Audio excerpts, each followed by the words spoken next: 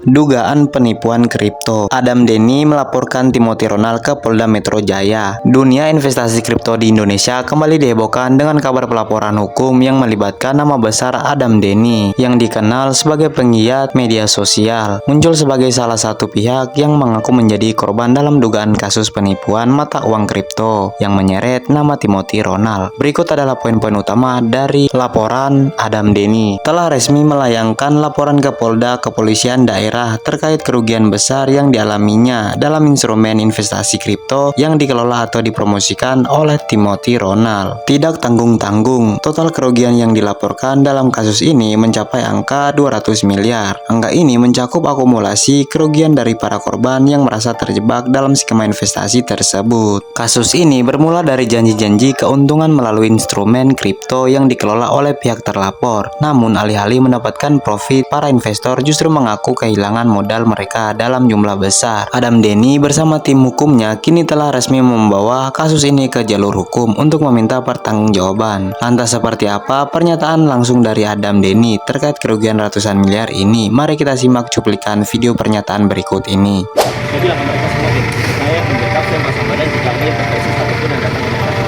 Akhirnya apa? Perlahan terpukul, dan ini korban-korban yang tadi dibawa itu nominalnya dari 100 juta sampai 3 miliar.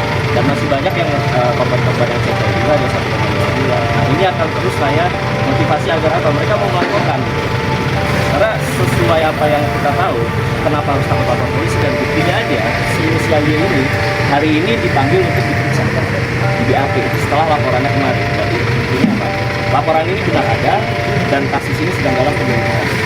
Itu saya pengennya itu. Nah, saya sendiri mengalami sebuah tuduhan dari salah satu petinggi Hollywoods Group. Dia langsung chat saya, dia langsung bertanya, apakah akun Skyholic 888 itu punya saya? Kan nggak etis. Dia pertama DM saya, nanya WhatsApp saya, setelah saya WhatsApp dia nanya begitu. Nah, itu udah tuduhan dong maksudnya. Nah, menurut saya juga, kenapa petinggi HWG ketika kita mempermasalahkan TR, mereka itu kayak merasa berisik gitu dan mencari-cari tahu siapa pemilik akun Skyholic. Apakah mereka ada sangkut pautnya jika nanti TR diorangkan di PNJ? Nah, terus juga saya pengen memberitahu juga kepada mereka, kalau bersih, kalau saya siap. Biarin aja akun-akun anonim seperti apa. Saya juga selalu mengatakan TR tidak pernah terjual, dan yang pasti saya di sini full support untuk teman-teman korban yang mengalami kerugian atas nama TR ya. Kalau saya mengalami kerugian 150 juta dari TR. Pasti dong, masa iya sih saya ngelaporin. Cuma memang ini saya lagi cek ombak dulu siapa aja yang mencoba intervensi korban, dan ternyata saya mengalami tuduhan fatal banget. Ini petinggi HWG dan dia seorang triliuner, saya nggak etis lah. Mereka harusnya memiliki source untuk menggelontorkan sejumlah dana sebesar apapun untuk mencari ini siapa pemilik akun Skyholic 88. Saya pun sampai sekarang nggak tahu, tapi saya dukung movement mereka. Untuk apa? Untuk para korban melaporkan TR, karena TR ini menurut saya lebih fatal dari Indra Kents dan Doni Salman.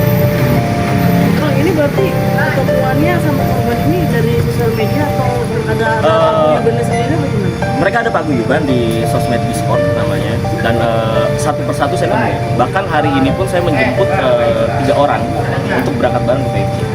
Saya sampai seperti itu karena apa? Untuk melindungi mereka dari tekanan-tekanan fatal partner-partner si TR ini lah. Berarti abang dulu yang melakukan ada penipuan? Bukan, dari akun Skyholic. Nah, saya dukung movement, saya bergabung dalam paguyuban mereka, dikasih akses. Ternyata banyak yang nggak berani melapor, alasannya kenapa, begini, ya udah saya kasih tahu. Karena kan saya juga punya pengalaman, sudah banyak melaporkan orang, dilaporkan masuk penjara, dan ini keluar. Jadi ya udah saya keluarkan. Akhirnya berani semua, dan bukti-buktinya nyata. Saya sudah lihat semua bukti dan ada lebih. Mungkin merasanya seperti apa gitu atau Jadi gini loh, mereka ini memakai sistem iming-iming janji-janji. Jadi misalnya kita lolos, mereka menjanjikan nanti bakalan balik nih, kita ingin lagi gitu loh. Pokoknya sistem-sistem zaman dulu lah, sistem yang udah lalu-lalu gitu. Saya juga ketika TR ini membuka AC-nya itu ya, Akademi Kripto di Istora Senayan, saya udah langsung mengucapkan hati, oh ini calon penipu baru, dan inilah bukti. Tapi kan kata abang itu calon penipu baru, tapi abang ikut serta dalam hal itu. Mungkin Saya lewat teman saya sebenarnya. tapi tahu nggak itu Akademi Ekspresi Timothy? Saya belum tahu.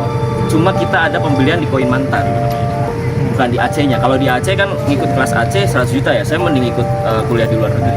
Duitnya buat apa kan untuk kelas itu, nggak berguna buat saya. Bang, upaya apa sih sebenarnya dari para korban sebelum akhirnya berujung ke laporan gitu Bang? Mereka ini merasa dari pihak TR dan pihak Akademi Kripto tidak ada tanggapan serius ketika mereka mengalami kerugian. Ditanya pun mereka juga rata-rata ngeblokir, dan sekarang buktinya aja ketika laporan ini naik berita di mana-mana. Kenapa TR tidak mengklarifikasi, melakukan permohonan maaf, malah dia ke Thailand? Itu sudah bisa dilihat sendiri lah maksudnya. Harusnya kalau dia memang tidak salah, itikat baik itu harus ada. Gitu Pak itu. Berarti saat ini TR lagi di Thailand. TR lagi Thailand, posisinya lagi di luar negeri. Ngapain? Nggak tahu saya. Nah, tapi kan tadi pengacaranya sempat mengatakan bakal ada gelombang besar. Tadi bakal ada korban-korban yang banyak banget nih. Iya, dan ini kan Kenapa? pelaporan ini baru atas nama YR. Nah, ini tadi beberapa itu yang ingin melaporkan hari ini. Itu yang udah pasti melaporkan, karena mereka saya kawal untuk memberi berkas 2 rangkap nanti untuk langsung diresmikan. Dan gelombang kedua nanti bakalan ada lagi karena masih banyak yang di luar kota yang belum bisa, dan itu kerugiannya Berarti kalau total keseluruhan kurang lebih ya seperti yang kemarin dibilang, kurang lebih 200 M, kurang lebih. dari seluruh korban. Yap, betul. Ya. Oke. Memang Ya, thank you ya teman-teman.